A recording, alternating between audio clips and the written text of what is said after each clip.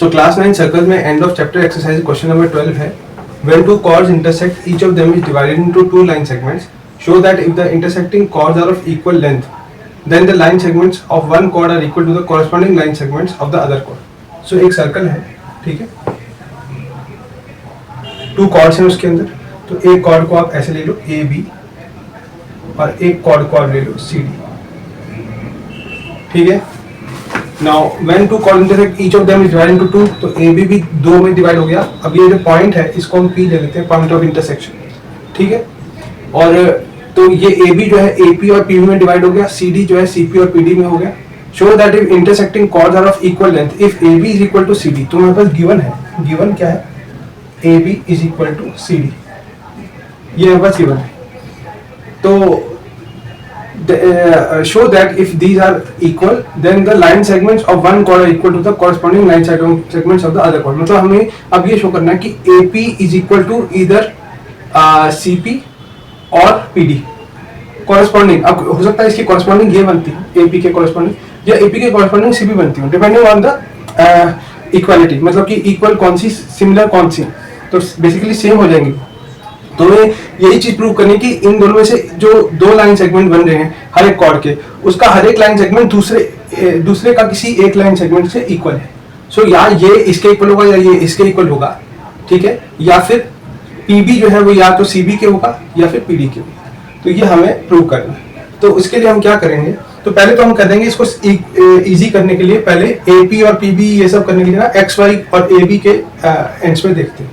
तो let AP is equal to x, ठीक है, इसको x ले लेते हैं, PB को y ले लेते हैं, ठीक है, CP को हम a ले लेते हैं, छोटा a, ठीक है, एंड PD को b ले लेते हैं, ठीक है.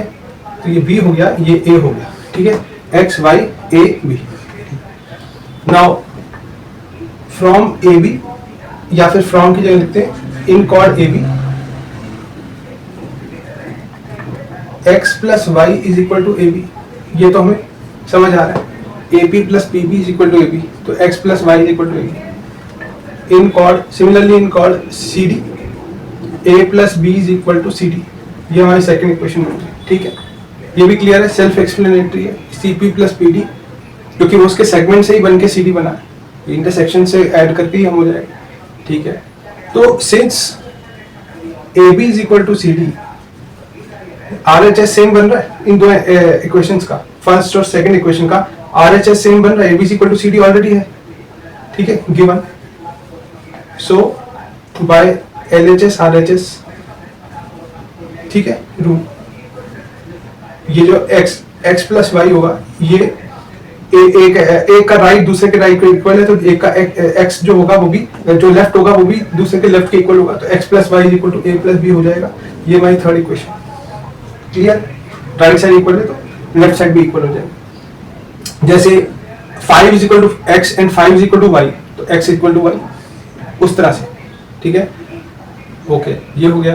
फिर अब हम क्या करेंगे, एक हमारे पास थ्योरम होती है फॉर इंटरसेक्टिंग कॉर्ड्स, उसे कहते हैं इंटरसेक्टिंग कॉर्ड्स थ्योरम.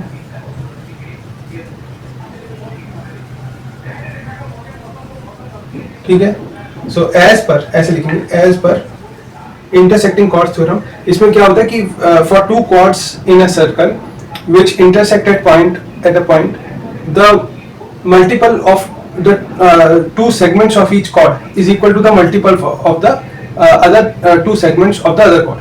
जैसे AB and CD है, तो अगर ये दोनों इंटरसेक्ट कर रही हैं तो इनका मल्टीप्लिकेशन यानी AP into PB is equal to CP into PD, मतलब x into y is equal to A into B, ठीक है. So as per this theorem x y is equal to A B, ये हमारे पास fourth आ गया. अब हमारे पास देखो दो चीजें हैं, इसी के बेस पे हमें ये वाला प्रूव करना है. जहां तक अगर आप पहुंच गए तो आप 50-60% क्लियर होंगे.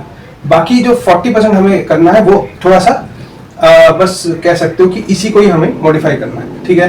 तो थर्ड और फोर्थ में ये क्लियर है कि चार ऑब्जेक्ट्स हैं एक्स वाई ए बी, उनमें से दो सेट्स कह सकते हो एक्स वाई और एक ए बी का. तो एक सेट का प्लस दूसरे सेट के प्लस के इक्वल है और एक सेट का मल्टीप्लाई दूसरे सेट के मल्टीप्लाई के इक्वल है. तो हमें ये प्रूव करना है कि x can be equal to, ठीक है, a और x can be equal to b as well as y can be equal to a और b. इनमें से कोई एक होगा, ठीक है। तो उसके लिए हम क्या करेंगे, from 3 we can say x y is equal to a plus b minus x, x वहां चला जाएगा, तो y is equal to a plus b minus x, ये फिफ्थ होगा, ठीक है। फिफ्थ हो गया हमारे पास, फिफ्थ। अब यूजिंग दिस वैल्यू इन 4, तो एक्स वाई का मतलब x into a plus b minus x, ये y है ना, is equal to A b हो जाएगा, ठीक है, ठीक है। अब हम क्या करेंगे, यहां तक आपको आ गया, ठीक है, इसको एक बार देख लेना, उसके बाद मैं इसे डिलीट कर रहा हूं।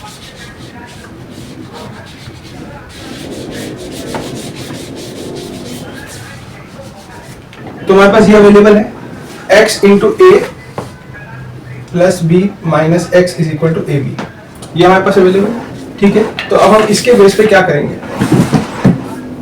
तो यहां पर हम लिख सकते हैं A x plus B x minus x square is equal to A B, ठीक है। A x plus B x minus x square is equal to A B, ठीक। तो इसको हम ऐसे कर सकते हैं कि ये जो एक्स स्क्वायर है इसे हम पहले क्वाड्रेटिक इक्वेशन की तरह लिखेंगे, minus x square plus a x plus B x is equal to A B, ठीक है, ठीक है। तो अब हम क्या करेंगे, removing negative from coefficient of x in x square, तो यहां पर दोनों, so multiply both sides by minus, तो यहां क्या हो जाएगा, माइनस एक्स स्क्वायर हो जाएगा x square minus into, basically ये फुल वैल्यू माइनस से इंटू हो जाएगी और ये वैल्यू भी माइनस ऐसे, ठीक है। तो ये क्या हो जाएगा, एक्स स्क्वायर हो जाएगा minus a x minus b x is equal to minus a b हो जाएगा। तो इसे एक्स के हायर, जो हाईएस्ट वैल्यू एक्स का कोएफिशिएंट है वो पॉजिटिव हो गया, ठीक है।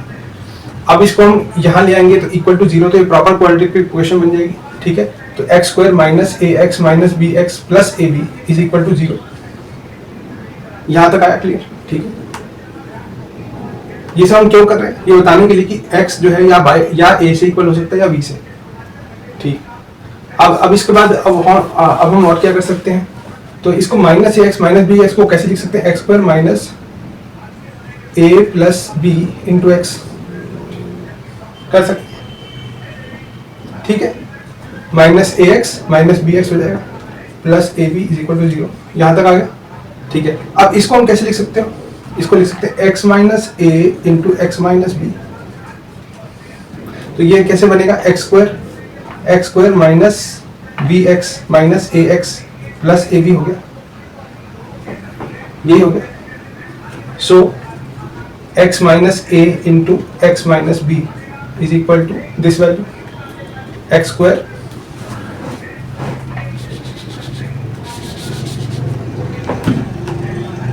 X square minus a plus B x plus a b, ऐसे लिख सकते हैं, यहां तक क्लियर है। सो हम ये भी लिख सकते हैं x minus a into x minus b is equal to 0, जब ये वैल्यू 0 के इक्वल है तो ये भी वैल्यू 0 के इक्वल है, ठीक है। यहां तक भी क्लियर हो गया आपको, ये हमारी equation number I think 4th बनेगी या नहीं 6th बनेगी, ठीक है। x minus a is equal to 0 ये कह सकते हैं, and x minus b is equal to 0 कह सकते हैं। सो यहां से मतलब बनेगा x is equal to a बन सकता है and x is equal to b बन सकता है। So x can be equal to either a और b, सिमिलरली फॉर y, ठीक है, ये लिखा है similarly for y, so y is equal to a और y is equal to b, यहां तक आपको समझ आ गया। तो जब x a या b के इक्वल है या और y a या b के इक्वल है तो ये चीज प्रूफ होगी, दैट हेंस प्रूव्ड आपके लिख सकते हो या फिर इसको रिपीट कर सकते हो, hence the line segments of one chord are equal to the corresponding line segments of the other chord. I hope आपको समझ आया होगा, थोड़ा सा ये वाला पार्ट हमें प्रूव करना है, नहीं तो इसको आप शॉर्ट में भी कर सकते थे, मैं चाहता हूं इसको एक लाइन में लिख सकता था, लेकिन ये आपको समझाने के लिए, नहीं तो आप लिख सकते हो, अगर छोटा नंबर क्वेश्चन है 2 नंबर का है, इस तरह का सिमिलर क्वेश्चन अगर 2 नंबर में, तो आप इतना लिख सकते हो, this can be expressed into a quadratic equation like this, x minus a into x minus b is equal to 0. Hence x minus a is equal to 0 and x minus b, or x minus b is equal to 0. So x can be either equal to a or b. Similarly for y. ठीक है, तो आई hope आपको समझ आया होगा. This was very interesting and important question. ठीक है, तो ये 12th क्वेश्चन है, आप इसके आगे हम पढ़ेंगे. एंड ओके, अगर आपको कोई क्वेश्चन है, कोई डाउट है, कुछ पूछना है, तो आप कमेंट्स में पूछना. अदरवाइज आप लाइक, शेयर और सब्सक्राइब करिए. Okay, thank you. See in the next one.